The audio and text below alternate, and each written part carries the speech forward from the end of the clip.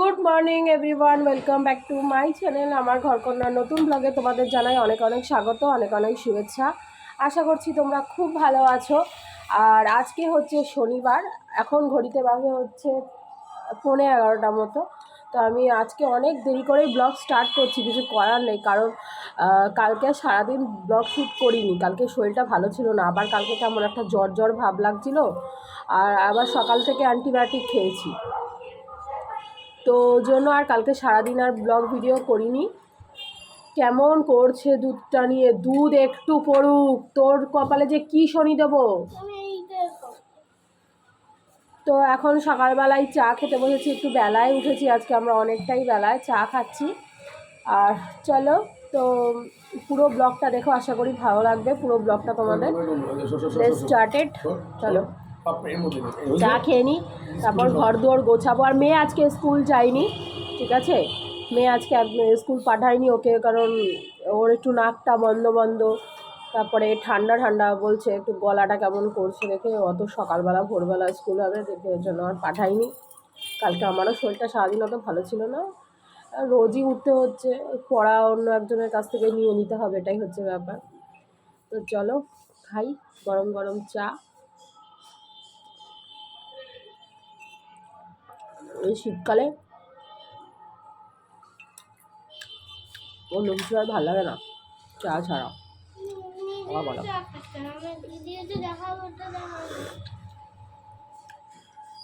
আর মেয়ে খাচ্ছে হচ্ছে দুধ, ওকে দুধ দিয়েছি, বিস্কুট দিয়েছি, কারণ ওকে আবার ট্যাবলেট মানে ওষুধ দেবো এখন।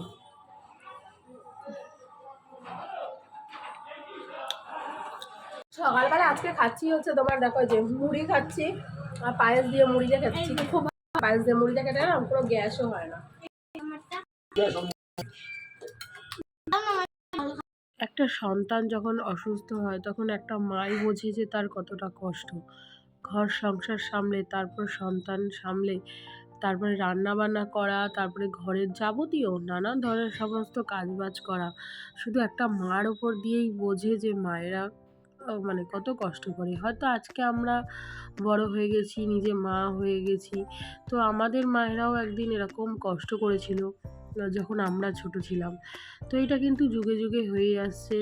মেয়েরা যখন মা হয় তখন কিন্তু নিজেরা বোঝে যে সত্যি একটা সন্তানের কষ্ট হলে তখন মনে হয় নিজের কষ্ট কিছুই না।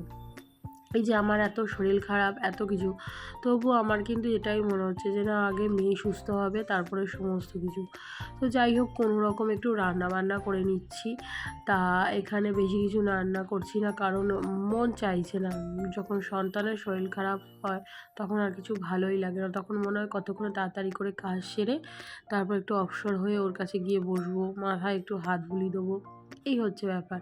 তো যাই হোক, ওর বাবাকে বললাম যে তুমি একটু ভালো করে তেল মাখিয়ে দাও, আসলে আমার মেয়ের ঠান্ডা লাগলে না বুকে খুব কষ্ট হয়। ও বলে যে আসলে ও তো সেভাবে বলতে পারে না, মানে বাচ্চারা যাই হোক সেভাবে বলতে পারে না, খালি বলে মা আমার কষ্ট হচ্ছে কষ্ট হচ্ছে। তো ওর জন্য না আমরা একটা তেল বানিয়ে রেখেছি, অনেক কিছু তার মধ্যে মিশ্রণ করে, ওগুলো দিয়ে তেলটা বানালে কি, ওই তেলটা লাগালে একটা জিনিস হয়, শরীরটা গরম হয়ে যায়, তাতে ওর যে সেলেসাগুলো আছে না, বুকে যে কফগুলো আছে সেগুলো বেরিয়ে আসে। ওই কারণে তেলটা বানিয়ে রেখেছি। তোর বাবাকে বললাম রাতের জন্য আর ওয়েট করো না, যদি রাত্রেবেলা অনেকটা বাড়াবাড়ি হয় তখন কি করবে, তার তুমি আগেই মেয়েকে তেল মাখিয়ে দাও ভালো করে। তো ওর জন্য ওর বাবা বসে বসে তেল মাখাচ্ছে, আর এদিকে আমি এই সমস্ত কাজগুলো তাড়াতাড়ি করে সেরে নিচ্ছি, কারণ ওকে আবার একটু বেলা থাকতে থাকতে স্নান করিয়ে দেবো। স্নান বেশি আজকে আর করাবোই না, কেন আগের দিন আমি ওকে মাথা ঘষিয়েছি ভালো করে, মাথা করে শ্যাম্পু ট্যাম্পু করে স্নান করিয়ে দিয়েছি, ওই তেল মেখে একটুখানি বসবে, তারপরে আস্তে আস্তে ভালো করে ওকে স্নান করিয়ে দেবো। আজকের ভিডিওটা অনেকটাই ছোট আমি জানি, কিন্তু আমার কিছু করার নেই, আসলে যতটুকুনি পেরেছি আমি ততটুকুনি ভিডিও করেছি, আমার করারই মন ছিল না, কিন্তু তোমরাও অনেকে হয়তো ওয়েট করে বসে থাকো আমার কাজ বাজ বা আমার ঘর সংসার যেটা রয়েছে সেই সমস্ত সব কিছু দেখার জন্য। তো তার জন্যই কিন্তু আমার ভিডিওটা করা। আমি এই সমস্ত দেখে তোমাদের এই যে কমেন্টগুলো পড়ো, এত সুন্দর সুন্দর কমেন্ট, হ্যাঁ। আর দেবযানী, এই কমেন্টের কথায় আসি, দেবযানী দিদিভাই কমেন্ট করেছে আগের ভিডিওটা দেখে যে ভিডিওগুলো তো অনেক ভালো লাগলোই। আর তাছাড়া পিঠে পায়েসের ভিডিওটাও খুব ভালো লেগেছে, আর আমার মেয়ের টয় কালেকশানগুলোও খুব ভালো লেগেছে। তো থ্যাংক ইউ সো মাচ। তোমরা এই যে কমেন্ট করো, এই কমেন্টগুলোই ভালো লাগে পড়তে। আর তাছাড়া এই কমেন্টের জন্যই মোটিভেটেড হয়ে কিন্তু প্রত্যেক দিনের ভিডিওগুলো আমি দেওয়ার চেষ্টা করি। এবার সেটা কি হয়, 2-1 দিন হয়তো এদিক ওদিক হতেই পারে, হয়তো খুব মানে এই হলেও হয়তো আমি হয়তো একদিন হয়তো ভিডিও দিলাম না। যদি সমস্ত কিছু ঠিকঠাক থাকে, স্বাভাবিক থাকে, তাহলে ভিডিও তো অবশ্যই দিই। আর যদি অস্বাভাবিক কিছু থাকে তাহলে আর ভিডিও দিই না, দেওয়া হয় না। সমস্ত কাজ বাজ সেরে মেয়েকে কাজ করিয়ে খাইয়ে দাইয়ে দিয়েছি, ওর খাওয়া দাওয়া হয়ে গেছে। ও ঘরে ওকে শুইয়ে রেখেছি, ওকে বললাম তুই শো, আমি স্নান টান করে আসি। তো আমি স্নান টান করে নিলাম সমস্ত কাজ বাজ সেরে। আর ওর বাবা ঠাকুরটা দিয়ে দিল, কারণ যেহেতু আমার দেরি হয়ে গেছে আর আমি ঠাকুর দিতে পারছি না। তারপরে ওই টয় কালেকশানের ভিডিওটাও করেছিলাম ওই একই দিনে, তো ওইখানেও অনেকটা দেরি হয়ে গেছিলো, কিছুটা সময় চলে গেছিলো। তো তার জন্যই কিন্তু আমি আর বেশি এই ভিডিওটা লেন্দি করা হয়নি। আর বিকালে দেখো আমি গার্গেল করছি, সাথে মেয়েও গার্গেল করছে। এটা সন্ধেবেলার ভিডিও, মানে দুজনেরই খুব ঠান্ডা লেগেছে। আর আমার তো প্রচণ্ড গলা বসে গেছিলো, মানে গলার ভয়েস পুরো মোটা হয়ে গেছিলো। আর এই গলার ভয়েস মোটা হয়ে যাওয়াতে আর কোনো ওষুধ নেই। মেয়েও বলছিল মা গলাটা ব্যথা ব্যথা করছে, দিয়ে আমি ওকে আবার বললাম তাহলে চল দুজনে মিলে গার্গেল করি। তাই দুইজনে মিলে একটু গার্গেল করে নিলাম। আর ভিডিওটা এই পর্যন্তই, আর বেশি বড় করছি না, কারণ সত্যি কথা বলতে আমি আর বেশি ভিডিও শ্যুটও করতে পারিনি যে বড় করব। যাই হোক, কেমন লাগলো ছোট্ট একটা ব্লগ অবশ্যই জানিও। আর ভালো লাগলে চ্যানেলটাকে সাবস্ক্রাইব করে দিও, পাশে থেকেও অবশ্যই একটা করে কমেন্ট করো।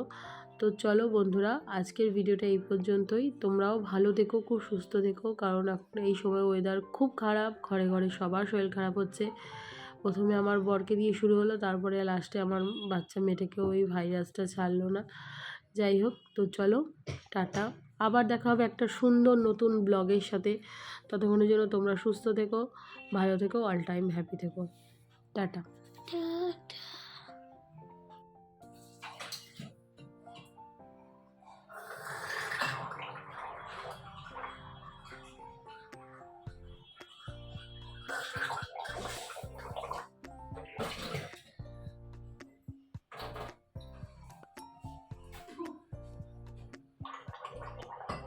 করছিস তো নাকি জলগুলো ফেলে দিচ্ছিস? কর, আর কি ভাবছি।